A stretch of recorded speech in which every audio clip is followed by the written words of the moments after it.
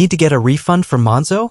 Whether it's for a mistaken charge, a canceled service, or a failed delivery, Monzo makes it pretty easy to request your money back. In this guide, you'll learn how to request a refund from Monzo step by step so you can sort things out quickly and with less stress. Launch the Monzo app on your phone. Tap the Home tab. Read the details. The refunds can take up to 14 days. If the refund still hasn't arrived after 14 days, you should do the following. Proof of the original receipt, proof that a refund is due, or proof of cancellation. Once you submit the report, Monzo will open an investigation. They may refund you immediately, temporarily, or wait for a decision based on the evidence.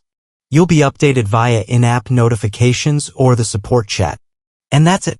Now you know how to request a refund from Monzo step by step. Whether it's a billing error or a scam, Monzo's built-in tools make it simple to get your money back.